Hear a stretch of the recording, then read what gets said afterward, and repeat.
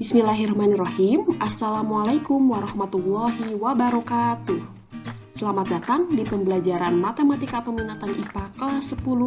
Kali ini kita akan belajar persamaan dan pertidaksamaan eksponensial bagian yang kedua. Pendahuluan. Katanya, lemon jauh lebih asam dibandingkan dengan tomat, dan sabun jauh lebih basah dibanding dengan obat mah. Nah, benar gak sih?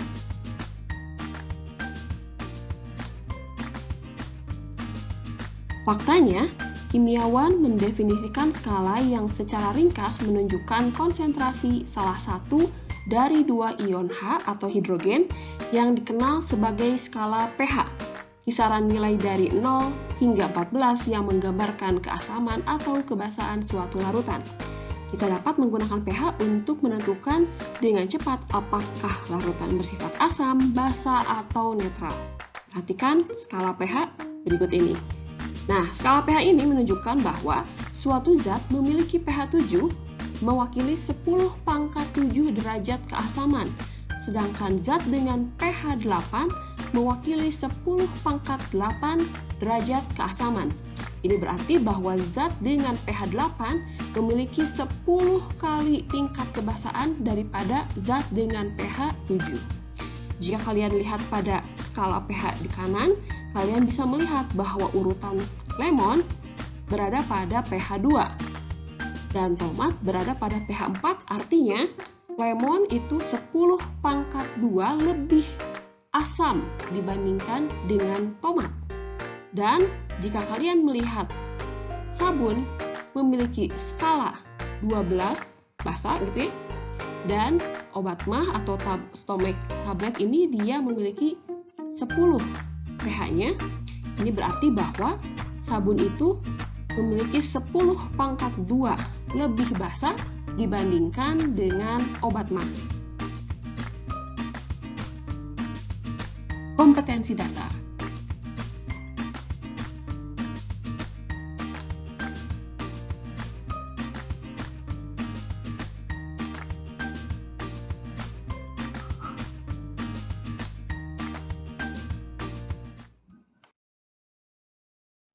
Bagian pertama, persamaan eksponen bagian yang kedua. Persamaan eksponen. Berikut ini merupakan sifat-sifat dari persamaan eksponen yang sudah kalian dapat di pertemuan sebelumnya. Nah, pada pertemuan sebelumnya ini kalian sudah belajar mengenai poin yang ke-1, kedua, dan poin ketiga. Kali ini kita akan belajar mengenai poin keempat dan poin kelima. Di mana pada poin keempat kita punya sebuah fungsi fx dipangkatkan dengan sebuah fungsi lain gx sama dengan sebuah fungsi fx dipangkatkan dengan fungsi lain hx. Maka solusinya memenuhi 4 syarat berikut ini. Yang pertama yang ini, kalian harus tuliskan gx sama dengan hx. Setelahnya selesaikan. Yang kedua adalah kalian tulis nilai fx sama dengan 1.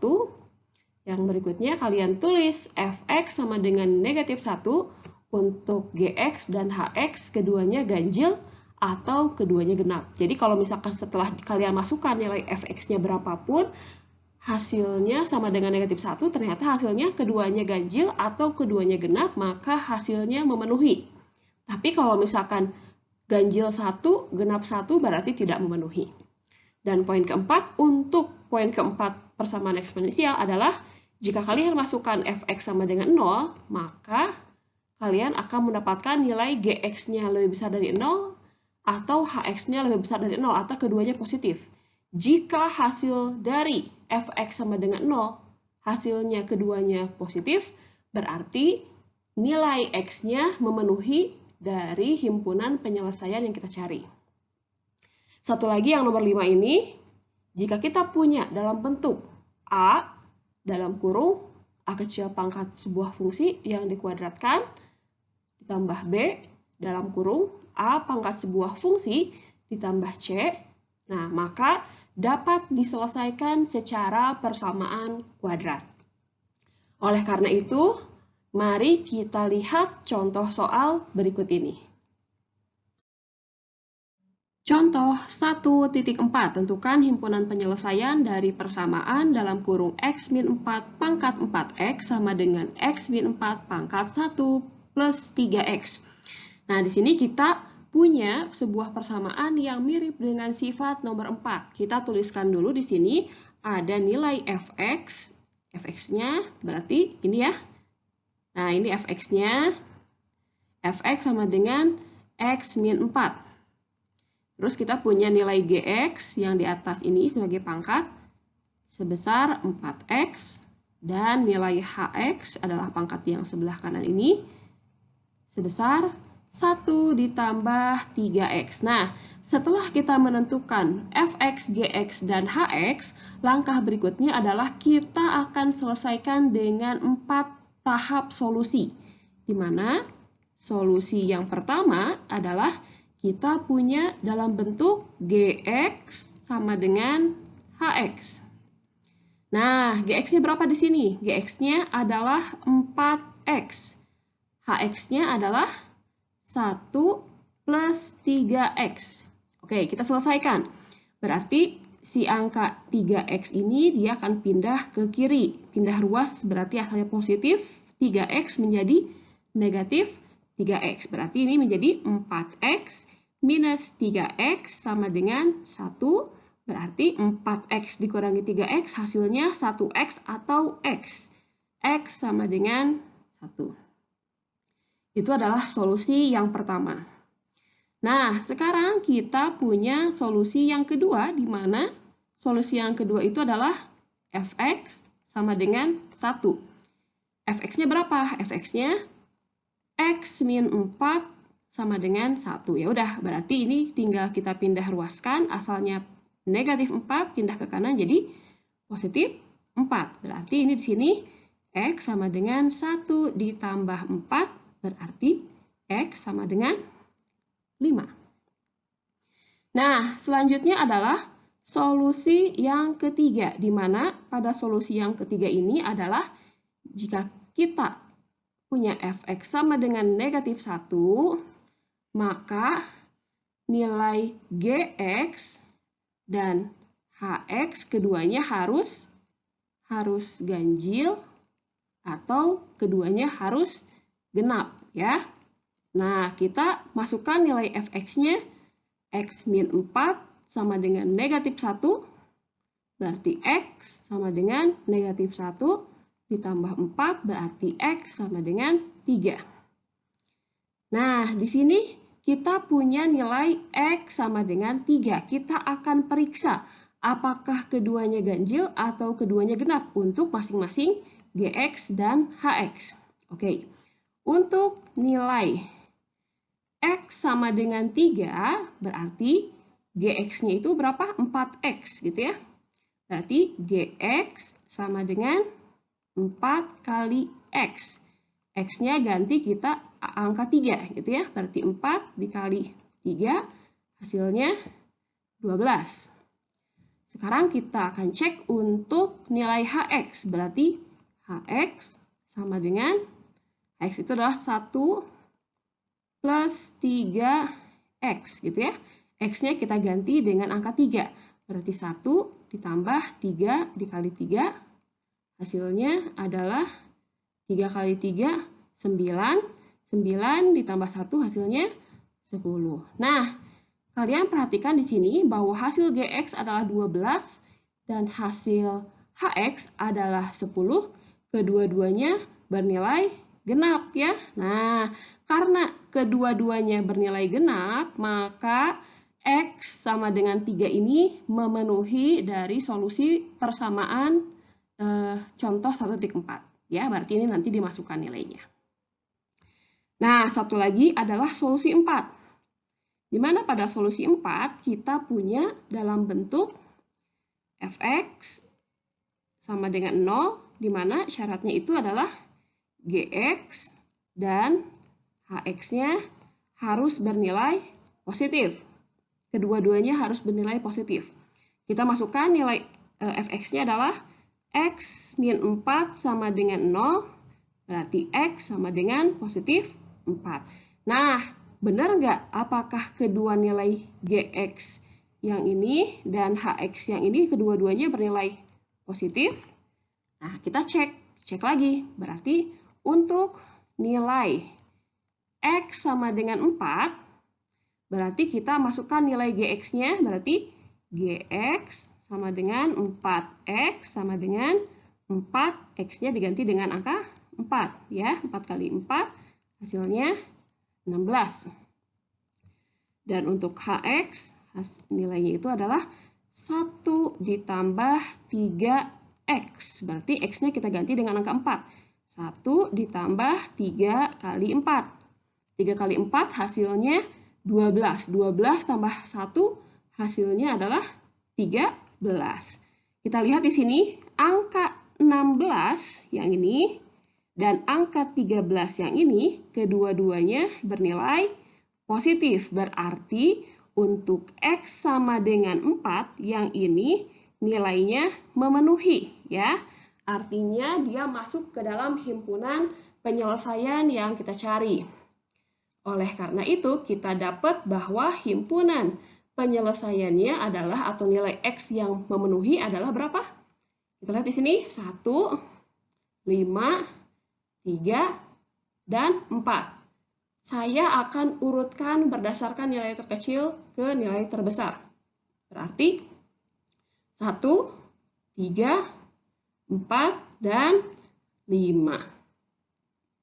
Inilah hasil dari himpunan penyelesaian dari persamaan sebuah fungsi dengan pangkat fungsi pada contoh 1.4. Contoh 1.5, tentukan penyelesaian dari persamaan 2 pangkat 2x plus 1 dikurang 2 pangkat x dikurang 6 sama dengan 0. Jika kalian perhatikan bentuk ini, dia sangat mirip dengan bentuk sifat persamaan eksponensial yang kelima, di mana nanti hasil penyelesaiannya dalam bentuk persamaan kuadrat. Nah, mari kita kerjakan soal 1.5 ini. Nah, jika kalian punya bentuk seperti ini, maka biasanya saya akan uraikan menjadi bagian yang tidak bisa dibagi-bagi lagi. Seperti berikut. Kalau misalkan kita punya 2 pangkat 2x plus 1, berarti ini sama aja kayak misalkan 2 pangkat A ditambah B, itu sama aja kayak 2 pangkat A dikali 2 pangkat B. Nah, kalian ingat-ingat lagi sifat dari eksponen. Berarti di sini saya uraikan menjadi 2 pangkat 2x dikali 2 pangkat 1 dikurang 2 pangkat x min 6 sama dengan 0. Nah, bagian yang ini juga masih bisa kita uraikan menggunakan sifat eksponen perpangkatan. Berarti di sini sama aja dengan 2 pangkat x yang dikuadratkan dikali 2 pangkat 1 yang ini, itu hasilnya 2 gitu ya. Dikali 2 min 2 pangkat x min 6 sama dengan 0. Nah, jika saya di sini punya bentuk sebuah fungsi eksponensial yang sama, berarti bisa kita misalkan. Misal, saya punya 2 pangkat x itu sama dengan y. Maka, untuk berikutnya, 2 pangkat x saya ganti dengan huruf y.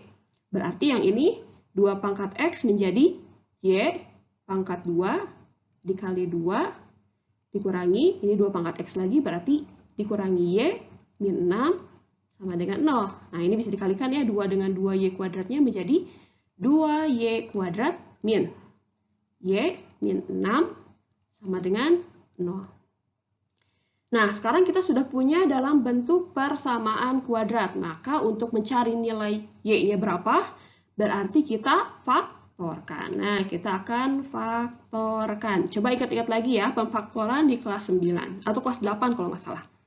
Nah, berarti di sini faktor dari 2y kuadrat min y min 6 sama dengan 0 adalah, saya sudah hitung, hasilnya adalah 2y ditambah 3 dan y minus 2 sama dengan 0. Nah, kita cari masing-masing nilai y untuk yang sebelah kiri yang ini dan nilai Y yang sebelah kanan yang ini. Untuk bagian yang kiri, kita hitung 2Y plus 3 sama dengan 0. Betul ya?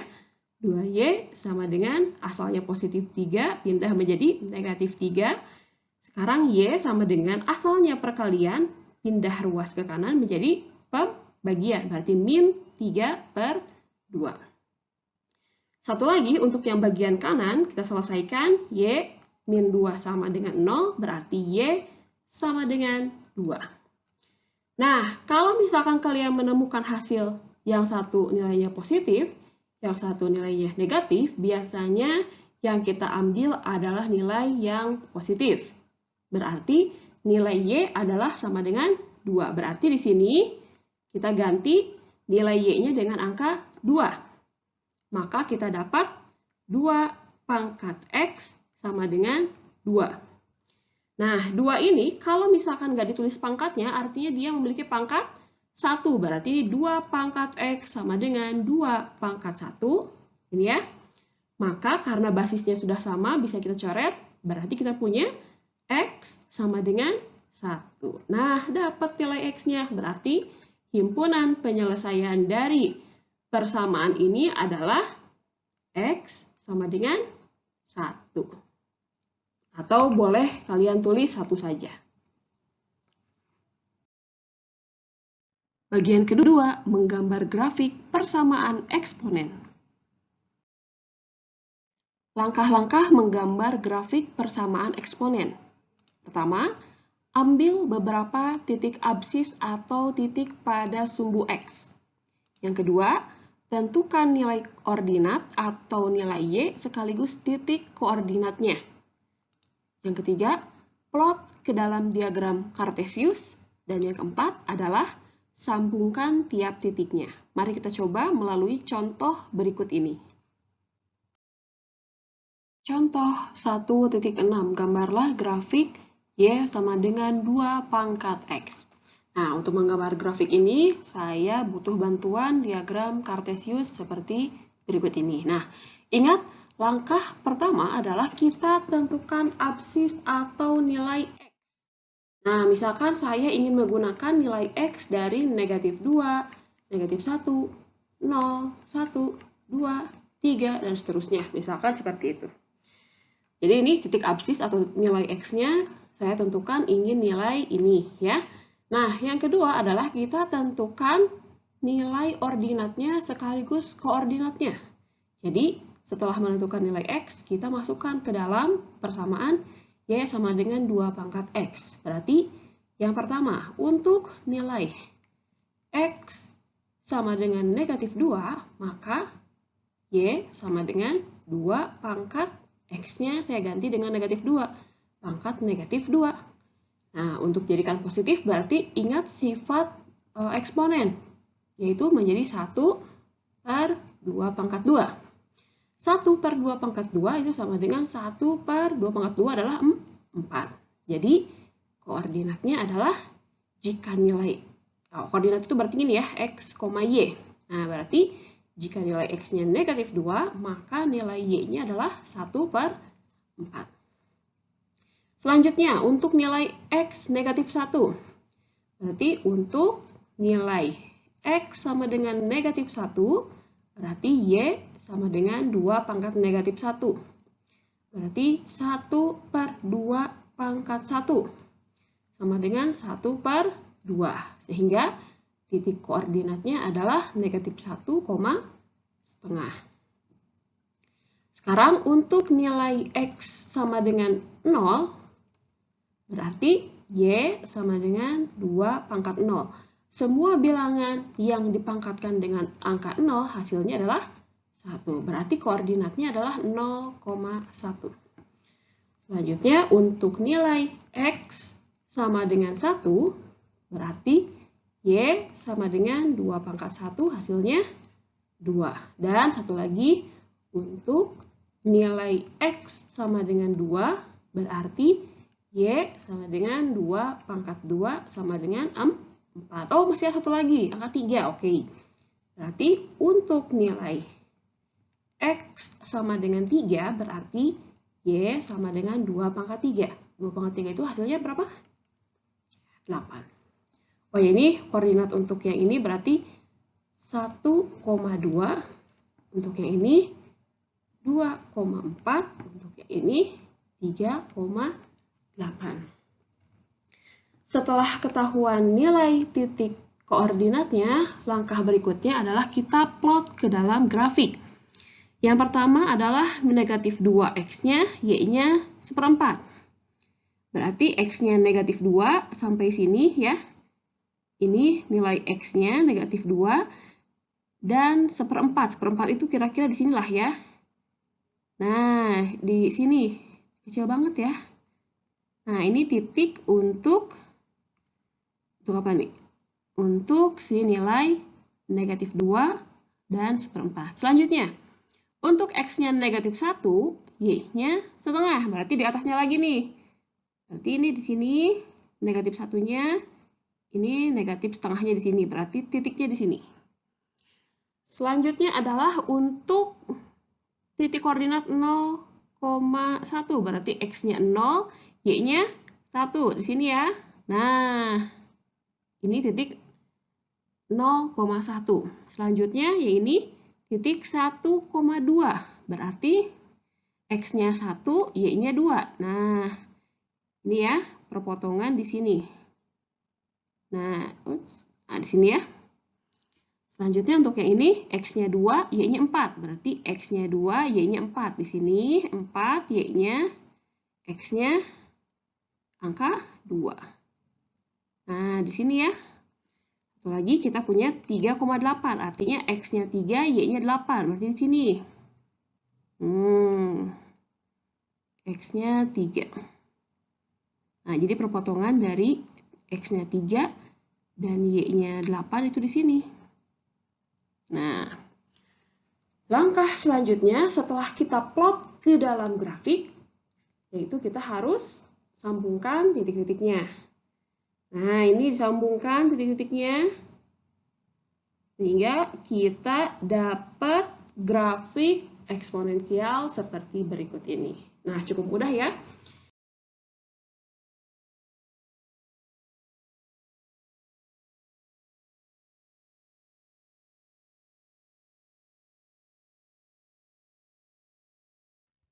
Berikut ini merupakan tugas matematika peminatan yang kedua. Ada 2 buah soal yang harus kalian kerjakan. Seperti biasa, kalian tulis di buku tulis, kemudian kirim di platform Edmodo yang sudah tersedia. Jangan lupa kerjakan setiap soalnya dan batas akhir pengumpulan tugas semuanya itu ada di akhir semester 1. Tapi kalau kalian sudah selesai, silahkan kumpulkan lebih cepat, lebih baik. Terima kasih sudah mengikuti pembelajaran kali ini dengan baik. Jika ada pertanyaan, tanyakan yuk di platform manapun yang tersedia. Jangan lupa kerjakan tugasnya, tetap semangat, dan sampai ketemu lagi di pertemuan selanjutnya.